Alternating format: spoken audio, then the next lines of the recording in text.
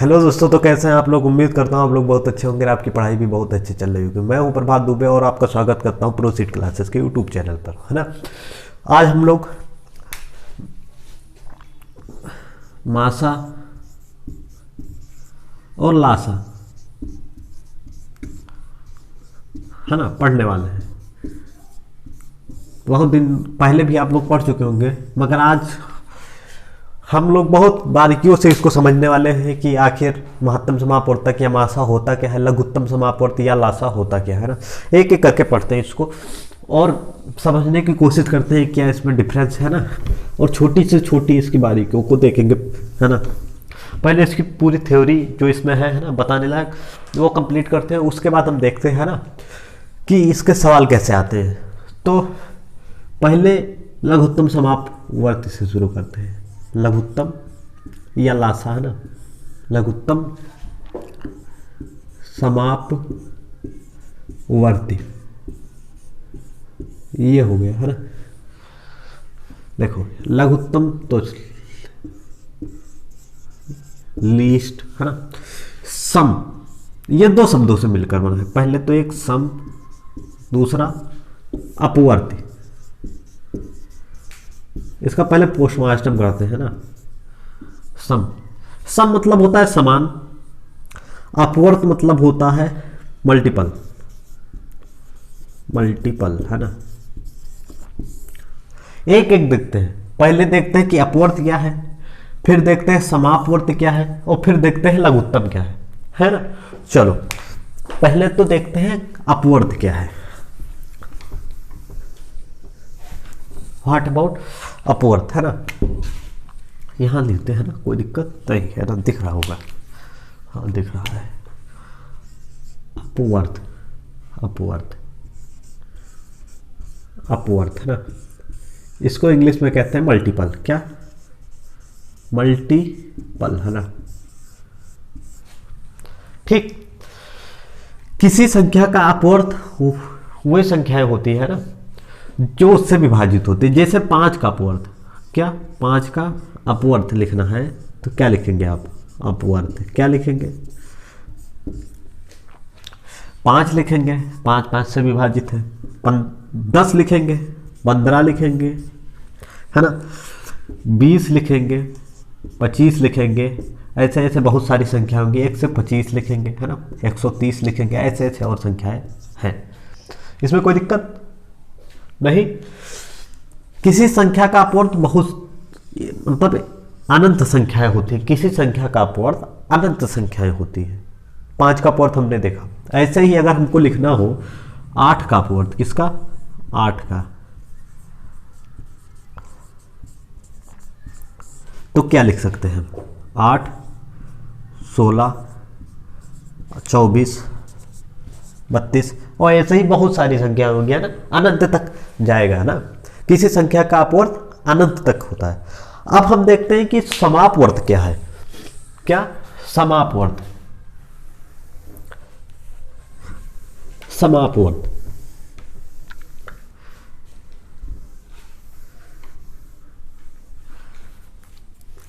समापवर्त, क्या?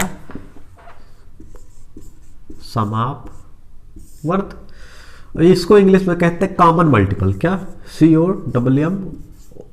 COMMON, है ना, कॉमन मल्टीपल। कोई दिक्कत नहीं, कोई दिक्कत नहीं, है ना। समापवर्त को क्या कहते हैं? Common multiple. अब कॉमन मल्टीपल, जैसे हमने लिखा 5, देखो रुक जाओ, जैसे हमने लिखा 4 के अपवर्त, है ना, 4 के अपवर्त, क्या? अपवर्त, तो क्या होगा? 4, 8, 12, 16, 20, 24, 28, 32, है ना। ये 4 के अपवर्त होंगे। ठीक, अगर हम लिखे 6 के अपवर्त, 6 के अपवर्त, अपवर्त, है ना, मल्टीपल ऑफ 6, तो क्या होगा? 6 होगा, 12 होगा, 18 होगा, 24 होगा, 30 होगा, 36 होगा, 42 होगा, 48 होगा और ऐसे ही और सारी संख्याएं होंगी। अब ये तो 4 और 6 का अपवर्त हो गया। अब समापवर्त किसे कहते हैं? तो समापवर्त देखो, समापवर्त इन दोनों में जो समान हो, तो 4 और 6 का अगर हमको समापवर्त लिखना है, 4 और 6 का समापवर्त, क्या समापवर्त, तो समापवर्त क्या होगा? जो इन दोनों में समान है, इसमें भी 12 है, इसमें भी 12 है ना। देखो 24 इसमें भी है, इसमें भी है। देखो और क्या है, और भी होगा, जैसे 32 के बाद यहाँ पे आएगा, क्या आएगा? 36 आएगा, है ना। और भी ऐसे ऐसे, तो ये 36 इसमें भी है, इसमें भी है।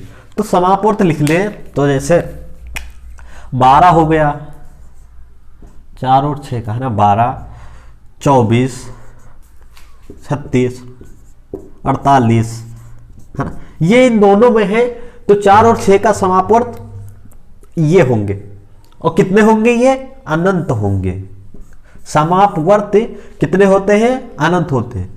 किसी एक संख्या का अपवर्त होता है, किसी एक संख्या का अपवर्त होता है, और किन्हीं 2 या 2 से अधिक संख्याओं का समापवर्त होता है। ठीक, अपवर्त और समापवर्त किसी संख्याओं का, है ना, क्या होंगे? अनंत होंगे, बहुत सारे होंगे, है ना। हाँ, तो अभी तक तो आपको अपवर्त भी आ गया होगा समझ में, और समापवर्त भी आप समझ में आ गया होगा, है ना। अब आगे हम देखते हैं इसके कि लघुत्तम समापवर्त है क्या, है ना। मल्टीपल आपको समझ में आएगा, और कॉमन मल्टीपल भी समझ में आ गया होगा, है ना। अब हम देखते हैं लीस्ट कॉमन मल्टीपल क्या है। चलो चलो, ये हो गया। अब हम इसको हटा देते हैं ना, इसको हटा देते हैं, इसको हटा दें, चलो इसको हटा दें, है ना। 12, 24, है ना, ये इसके क्या होंगे? समापवर्त, है ना। कोई दिक्कत इसमें नहीं। 12, 24, 36, 48 और ऐसे ही और आगे होंगे, है ना। ये इसके समापवर्त हो गए। अब पूछ रहा है लघुत्तम समापवर्त क्या है। समापवर्त हमने निकाल लिया, 2 संख्याओं का हमने समापवर्त निकाल लिया। अब लघुत्तम समापवर्त क्या है? लघुत्तम मतलब छोटे से छोटा। सबसे छोटा कौन सा है? 12। यही 4 और 6 का, 4 और 6 का दिख रहा है? नहीं दिख रहा है, एक मिनट। 4 और 6 का जो लघुत्तम समापवर्त होगा, क्या? लघुत्तम समापवर्त, समापवर्त वो कितना होगा? 12। समझ में आया? समापवर्त 2 संख्याओं या 2 से अधिक संख्याओं का समापवर्त बहुत सारी संख्याएं हो सकती है, अनंत संख्याएं हो सकती है, मगर सबसे छोटा जो होगा, लघुत्तम जो होगा, वो एक ही होगा ना, और उसी को हम लासा कहते हैं, या लघुत्तम समापवर्त कहते हैं, या एलसीएम कहते हैं। एलसीएम मतलब लीस्ट कॉमन मल्टीपल। अगर ये इसके आगे लघुत्तम लगा दें, लघुत्तम मतलब छोटा, है ना, तो यहां लगा दे LEAST, है ना, लीस्ट कॉमन मल्टीपल या एलसीएम, क्या? एलसीएम, है ना। आया समझ में? 4 और 6 का समापवर्त तो 12, 24 कई हो गए, मगर लघुत्तम जो छोटा होगा, लघुत्तम समापवर्त, वो 4 और 6 का लघुत्तम समापवर्त कितना होगा? 12 हो गया। ये आपको समझ में आया? दूसरी बात समझो कि लघुत्तम समापवर्त कैसे कहते हैं, किसको है ना, इसकी डिफिनीशन क्या है। तो 2 या 2 से अधिक संख्याएं जो दी गई हैं, है ना, वे संख्याएं किसी छोटी से छोटी संख्या को जो वो मतलब मिलके विभाजित करते हैं, उससे लघुत्तम समापवर्त कहते हैं। जैसे मान लो 18 और 24 का लासा निकालना है, क्या? लासा। इसका मतलब क्या हुआ कि हमको वो छोटी से छोटी संख्या निकालनी है, छोटी से छोटी, कौन सी? छोटी से छोटी, जो 18 और 24 दोनों से विभाजित हो जाए, है ना। दी गई संख्याओं का लासा वह संख्या होती है जो जो दी गई संख्याओं से पूर्णतः विभाज्य होती है, और वो संख्या छोटी से छोटी होती है। फिर से एक बार बोल देता हूं मैं, दी गई संख्याओं का लासा वह छोटी से छोटी संख्या होती है जो दी गई संख्याओं से पूर्णतया विभाज्य होती है। आया समझ में? तो आप डिफिनीशन इसकी लिखना चाहे तो लिख ले, मैं इसको लिखा भी दे रहा हूँ, है ना।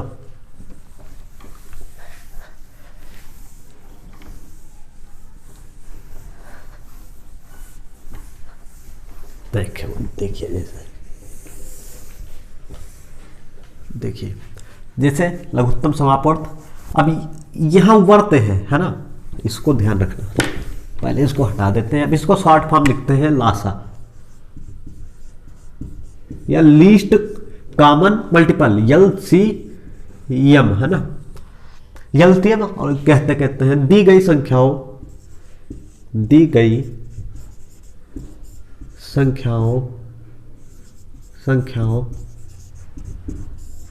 का लासा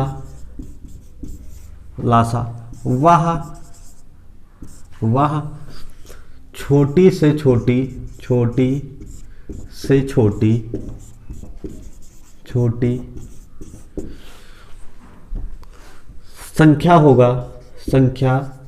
संख्या होगी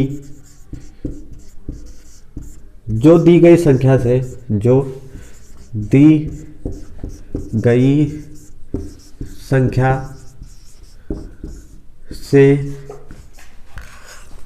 संख्या से पूर्णतया विभाज्य हो।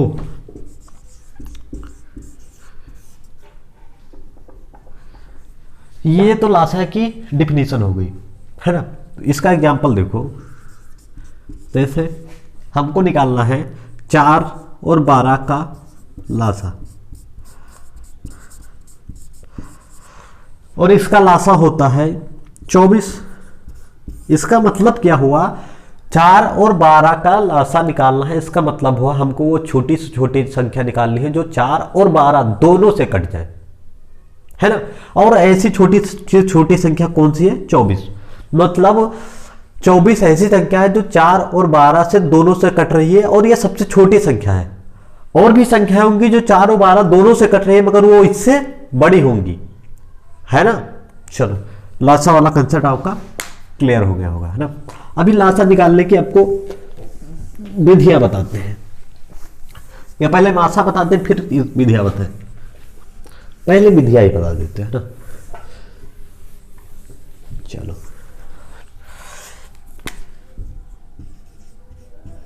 लासा निकालने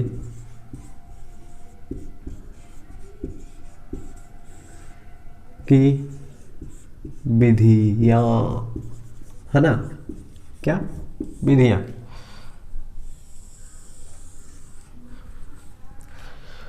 प्रोसेस टू फाइंड एलसीएम, है ना। पहला देखते हैं ना। पहला, इसको नाम दिए क्या, गुणनखंड विधि। क्या, गुणनखंड। टेंशन नहीं लेना, है ना, सब आएगा, है ना। क्या दिया नाम, गुणनखंड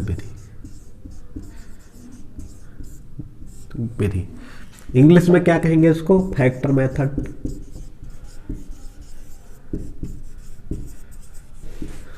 ठीक, गुणनखंड विधि। एक मिनट रुक जाइए, हम थोड़ा इसमें इंक डालते हैं ना, एक मिनट। गुणनखंड विधि, है ना, इसमें क्या होता है,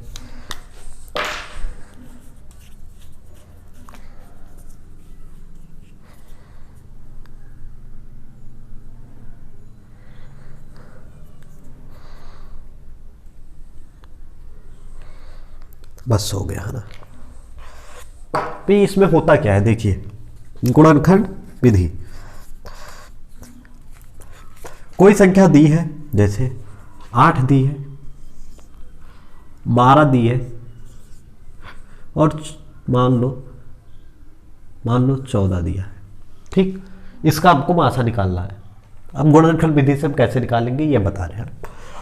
तो 8 का पहले गुणनखंड कर लेंगे, 12 का भी गुणनखंड कर लेंगे, और 14 का भी कर लेंगे। 8 का गुणनखंड क्या होगा, 2 गुणे 2 गुणे 2।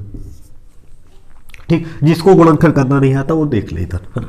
जैसे 8 है, इसको 2 से काटेंगे तो 2 आ जाएगा, नहीं 4 आ जाएगा, सॉरी, है ना।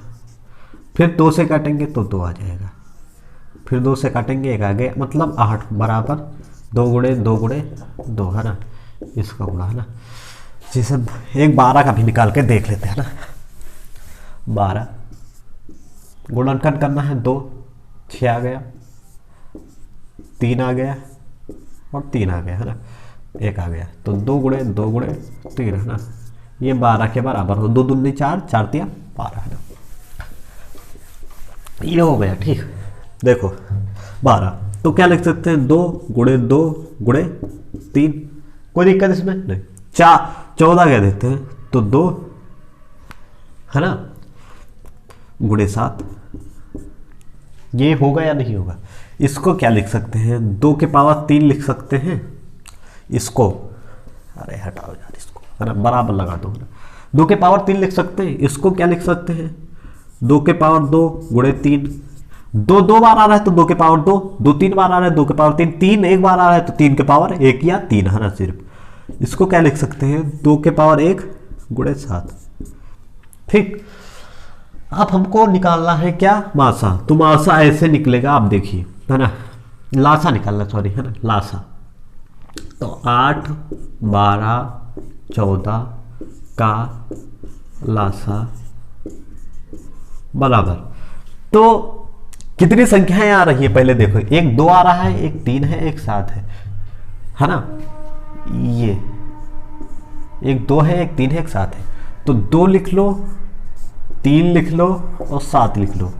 और इनकी अधिकतम घात कितनी है, 2 की अधिकतम घात 3 है और इसमें मिल रही है 3 की अधिकतम घात 1, 7 की अधिकतम घात 1, 2 की अधिकतम घात 3, 3 की 1 और 7 की 1, तो ये 8 हो गया, गुणे 3 हो गया, गुणे 7 हो गया, 24 हो गया, गुणे 7 हो गया, हाँ दिख रहा है 7, 28 के 8 हासिला 2, 7 दूनी 14 2 16, 168 हो गया। इसका लासा कितना हो गया, 168। के करना क्या है, पहले आप एक बार फिर से देख लीजिए, पहले इनका गुणनखंड करेंगे, ठीक, फिर उसके बाद इस फॉर्म में लिख लेंगे, घात वाले फॉर्म में है ना, फिर उसके बाद 2 है 2 है 2 है 3 है 7 है ना, फिर देखेंगे कौन कौन सी संख्याएं हैं उसको लिख लेंगे, 2 है 3 है 7 है। 2 की अधिकतम घात इस पूरे में कितनी है, 2 है तो नहीं है, 2 की अधिकतम घात 3 है, 3 लिख लेंगे, 3 की अधिकतम घात 1 है, 1 लिख लेंगे, 7 की अधिकतम घात इस पूरे में कितनी है, 1 है, 1 लिख लेंगे, गुणा करा देंगे, आ जाएगा है ना।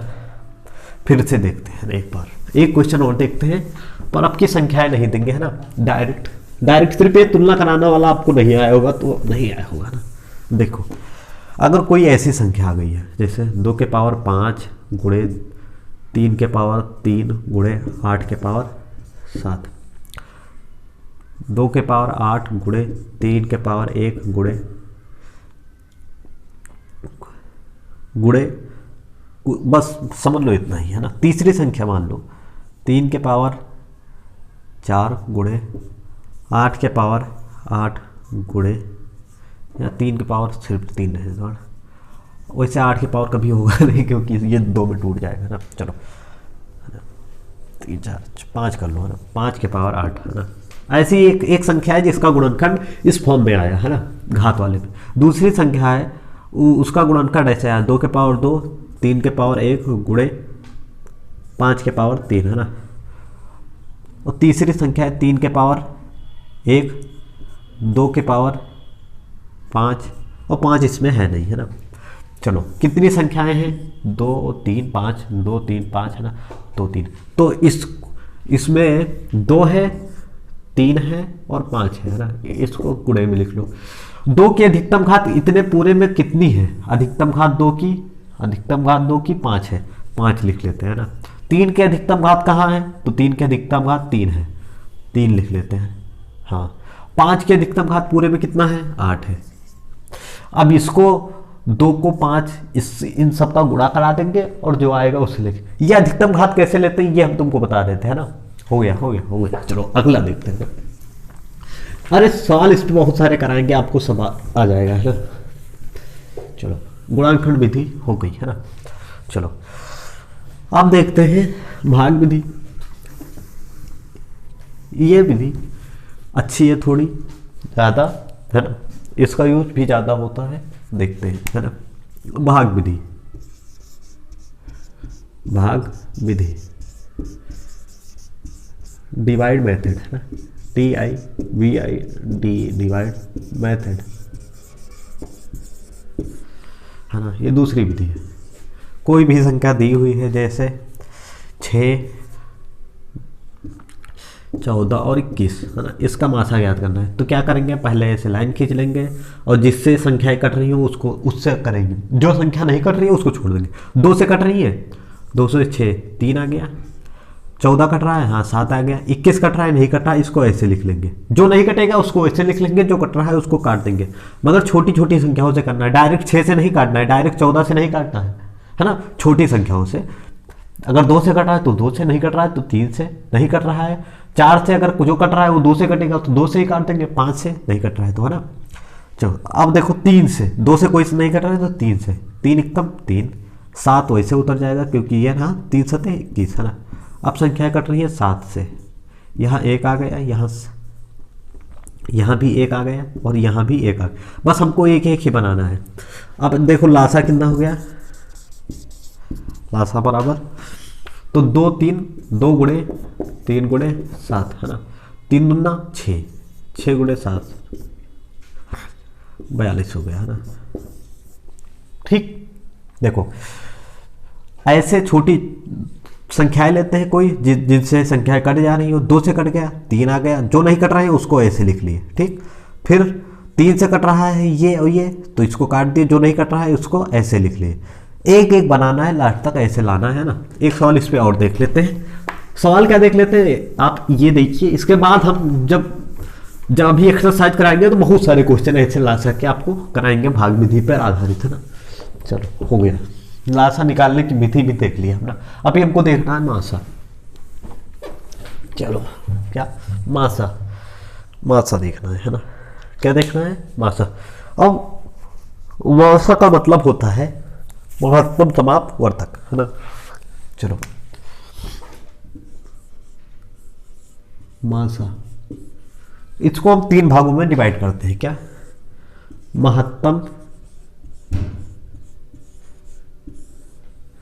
2 भागों में कर लेते हैं पहले है ना। समापवर्तक, वहां पर क्या था, वहां पे समापवर्तक नहीं था, समापवर्त था, है ना। अभी दिखा रहे हैं आपको, देखो वहां पे क्या था, ये समापवर्तक यहाँ है, वहां पे क्या था, समापवर्त। वहां यहां अपवर्त लिखा था। क्या दिख रहा है, हाँ दिख रहा है, क्या लिखा था, अपवर्त।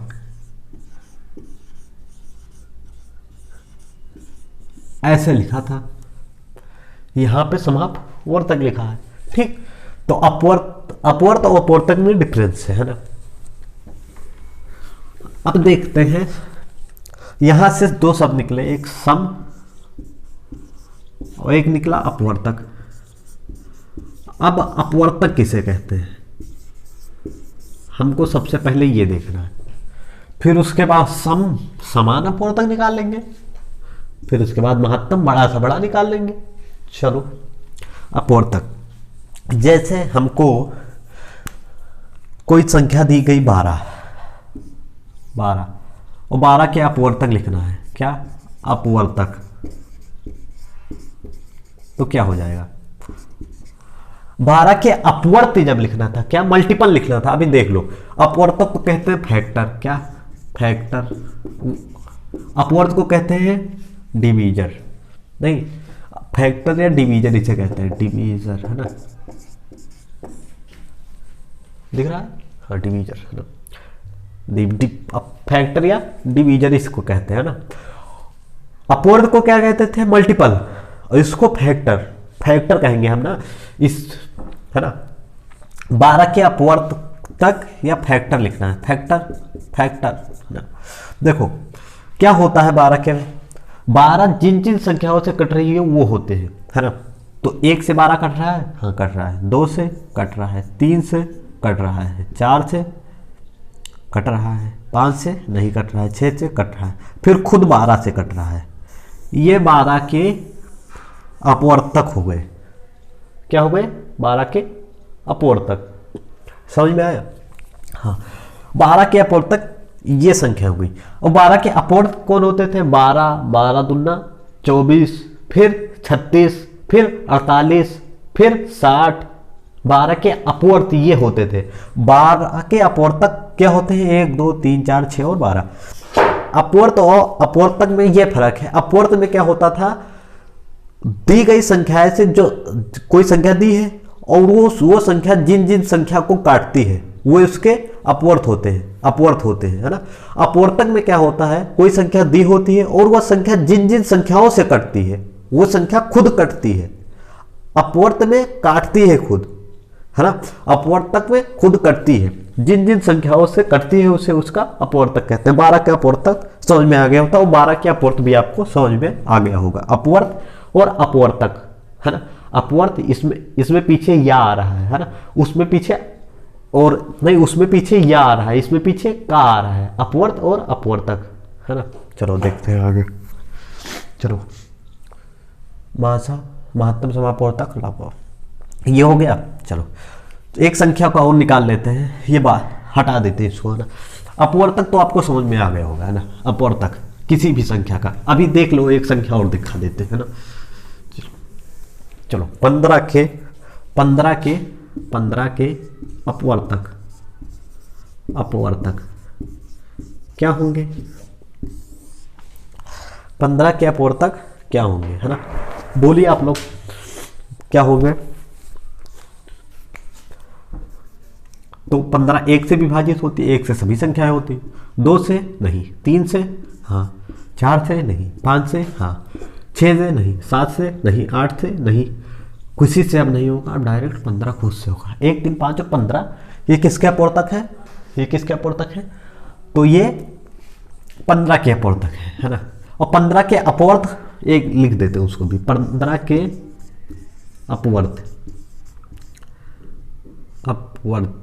अपवर्तीय ऐसे लिखते हैं ना। तो 15 के अपवर्त 15 होता है, 30, 45, 60। अपवर्त और अपवर्तक में अंतर है, इसको कहते हैं फैक्टर या डिवीजन, DIVISOR डिवीजन, है ना। इसको कहते हैं मल्टीपल। हाँ, तो हम यहाँ थे। अपवर्तक को कहते हैं फैक्टर और या डिवीजन, है ना। अपवर्त को कहते हैं मल्टीपल, क्या? मल्टीपल। ठीक, क्लियर। चलो 15 के अपवर्त, हमको अभी अपवर्तक से मतलब है ना, क्योंकि हम मासा के टर्म्स पढ़ रहे हैं ना। चलो एक और देख लेते हैं किसी का अपवर्तक, जैसे 5 के अपवर्तक देख लेते हैं, है ना। 5 के अपवर्तक क्या होंगे? एक तो 5 नहीं, 1 होगा और 5 खुद होगा। ये थोड़ा ज़्यादा छोटा हो गया है, 10 कर लेते हैं इसको, है ना, समझाना है आपको। 10 तो 1 हो गया, 2 हो गया, 3 नहीं होगा, 4 नहीं होगा, 5 होगा और 10 खुद होगा। ठीक, हाँ चलो ठीक। अब इसमें अब जो है समापवर्तक निकालना है किसका? 15 और 10 का। क्या? 10 का क्या निकालना है? समापवर्तक, मतलब कॉमन फैक्टर।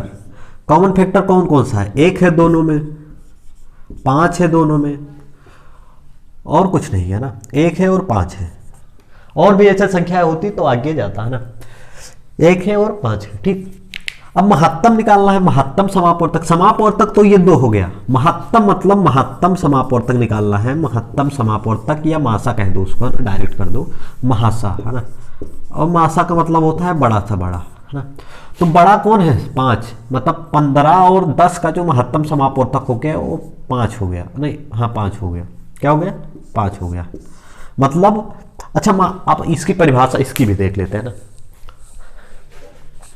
देखो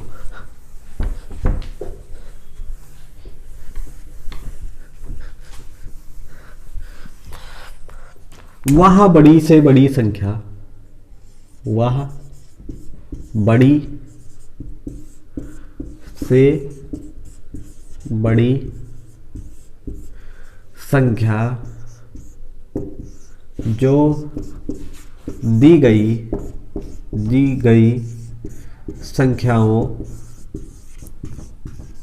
संख्याओं को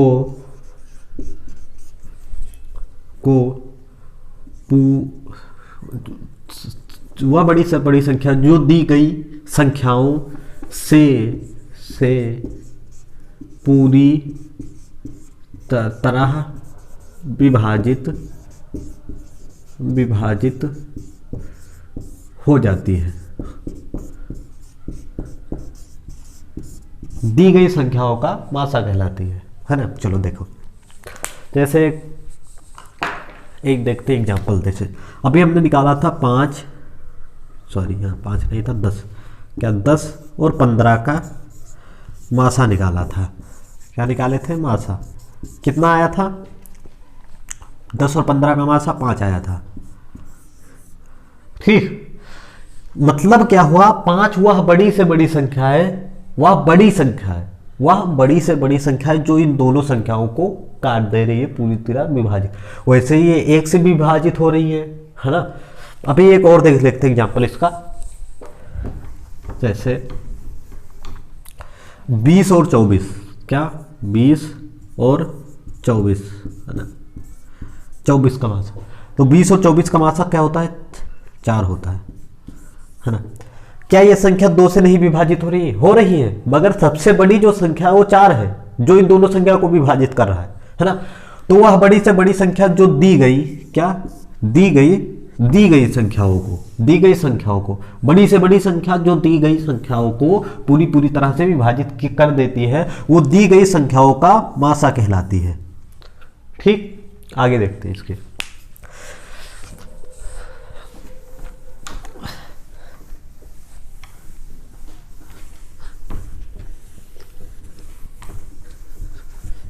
ठीक, मासा ज्ञात करने के नियम है। पहला नियम देखते हैं ना। पहला नियम गुणनखंड विधि है ना। मासा ज्ञात करने की विधियां है ना। फैक्टर मेथड क्या है? जैसे हमको ज्ञात करना है 8, 12 का मासा ज्ञात करना है। 8 और 12 का मासा ज्ञात करना है। तो हम करेंगे क्या कि 8 और 12 का फैक्टर कर देंगे। 8 और 12 का, जैसे 8 को क्या लिख सकते हैं? 2 गुणे 2 गुणे 2। 12 को क्या लिख सकते हैं? 2 गुणे 2 गुणे 2 गुणे 3 है ना। तो जितनी भी संख्याएं इसमें, ये 2 कॉमन है, ये 2 कॉमन है, तो जितना कॉमन होगा सिर्फ उतने का ही गुणा करा लेंगे। तो मासा बराबर 2 गुणे 2 बराबर 4 हो जाएगा। ये आया? कैसे आया, समझ में आया?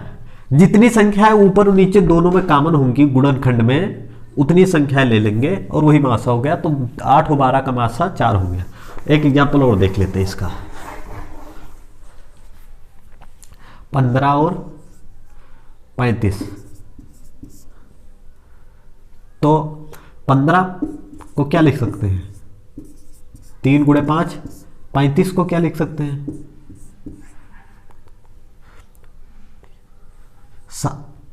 5 गुणे 7 है ना। इन दोनों में कॉमन क्या है? तो 5 है ना। और तो कोई संख्या है नहीं, तो मासा बराबर क्या हो जाएगा? मासा बराबर सिर्फ 5 हो जाएगा। अगर कोई संख्या होती तो इसमें गुणा कराते हैं, अगर कॉमन होता। नहीं है तो सिर्फ 5 हो गया। ये गुणनखंड विधि थी मासा निकालने की। ठीक, और विधियां देखेंगे।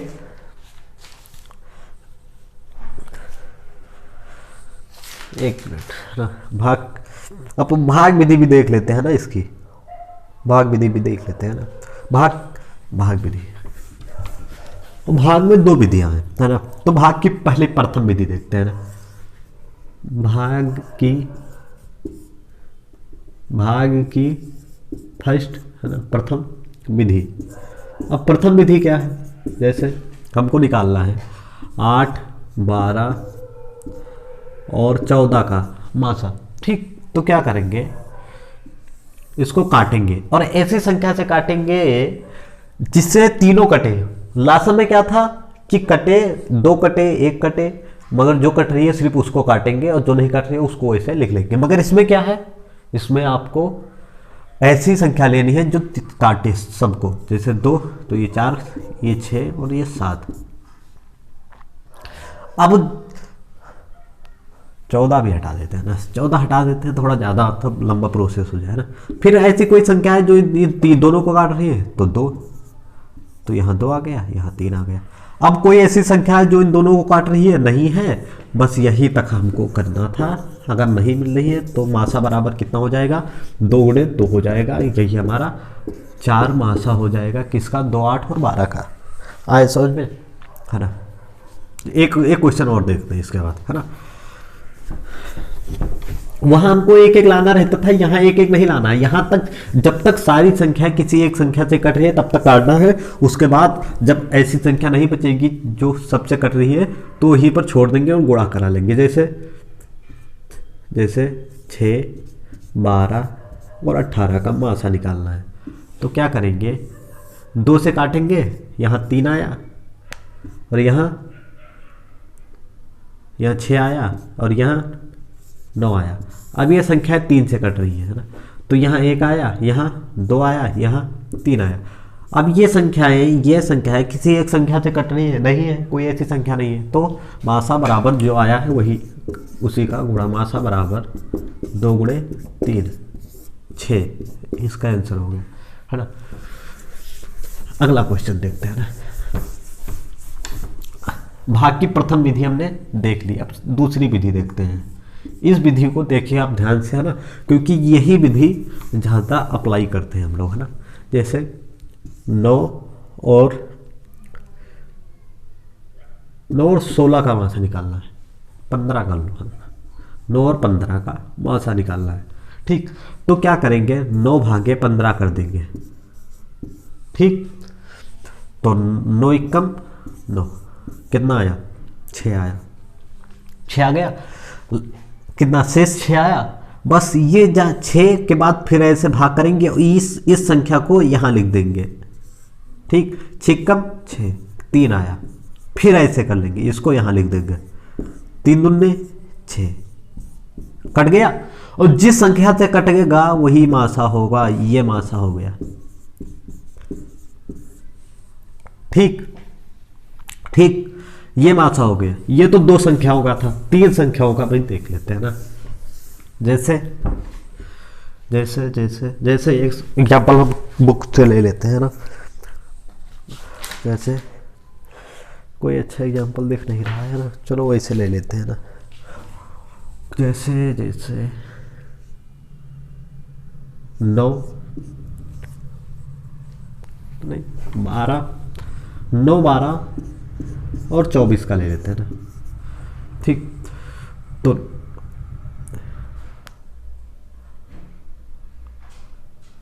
चलो 9 भागे 12 कर लेंगे, तो 9 एकम 9, 3 आ गया, 3 भागे इस 9 को यहाँ ले आएंगे, 3 त्रिका 9। अब 9 और 12 का पहले किए हैं, तो 9 और 12 का मासा कितना आ गया, 3, मासा 3 आ गया। किसका, 9 और 12 का, 9 और 12 का मासा कितना आ गया, 3। अब इस 3 और 24 का निकालेंगे, 3 भागे 24 कर देंगे, ठीक। तो 3 और 8 24, मतलब 24 का 3 आ रहा है, इसका भी 3 आ रहा है ना, 24 का भी 3 आ रहा है, 3 और 24 का भी 3 आ रहा है, मतलब पूरे का मासा कितना हो गया, मासा बराबर 3।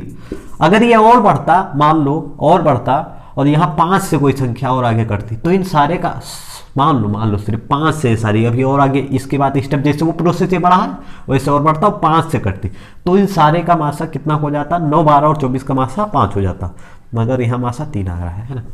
ये तो इसकी दूसरी विधि हो गई, है ना, भाग की द्वितीय विधि, है ना। इसमें बहुत सारे क्वेश्चन करने हैं आपको, है ना, हम बहुत सारे क्वेश्चन कराने वाले हैं आपको, मगर अभी आपको सिर्फ इसको देखना है ना। अब थोड़ी चीज़ हम जो बता रहे हैं उसको देख लीजिए, है ना, कि भिन्नों का मासा लासा कैसे करते हैं, भिन्नों का लासा हबलिक मासा कैसे निकालते हैं ना। जैसे कोई संख्या है ए बटा बी और एक्स बटा वाई का मासा निकालना है। ठीक ठीक, तो क्या करेंगे, जितनी अंश की संख्याएं हैं ए और एक्स का मासा, क्या मासा, और जितनी हर की मासा निकालना है तो ऊपर वाली संख्याओं का मासा, ऐसे डायरेक्ट बोलो अंशों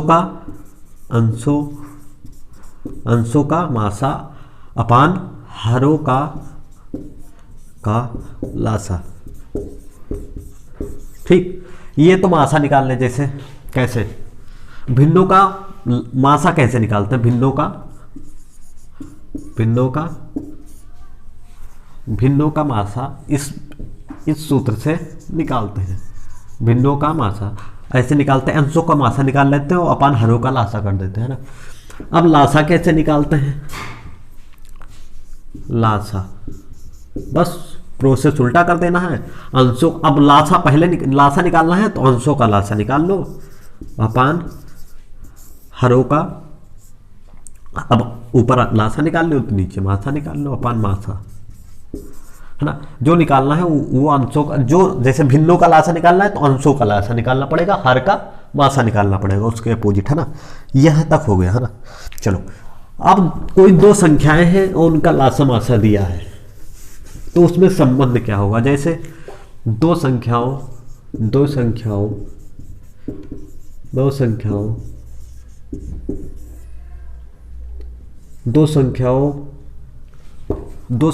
उनके लासा मासे में संबंध क्या होगा। जैसे कोई दो संख्याएं दी है, उनका लासा मासा बताया गया है, तो पहली संख्या फर्स्ट नंबर गुणे सेकंड नंबर, है ना, बराबर क्या होगा, उनका एलसीएम होगा गुणे उनका एचसीएफ होगा। यह सूत्र बहुत काम का है, आप लोग इसको आराम से लिख लीजिए। दो संख्याएं दी हैं और उनका लासा मासा दिया है ना, तो बराबर होगा उन दोनों संख्याओं के गुणनफल के और उन दोनों संख्याओं का मासा लासा के। ठीक, अगर कोई संख्या दशमलव में दी है, क्या यह भी देख लेते हैं, दशमलव में दी है और इसका मासा निकालना है। दो संख्याएं दी है, दशमलव में दी गई हैं और उनका मासा निकालना है, तो हम उनको पहले भिन्न में कन्वर्ट करेंगे। भिन्न वाला भी हमने आपको बताया है, उस तरीके से निकाल लेंगे, है ना। चलो, अगले क्लास में करते हैं इसके सारे क्वेश्चन, बहुत सारे क्वेश्चन अगले क्लास में हम लोग करने वाले हैं इससे संबंधित। तब तक के लिए बाय बाय, टेक केयर, अपना ख्याल रखिए, तब तक के लिए बाय।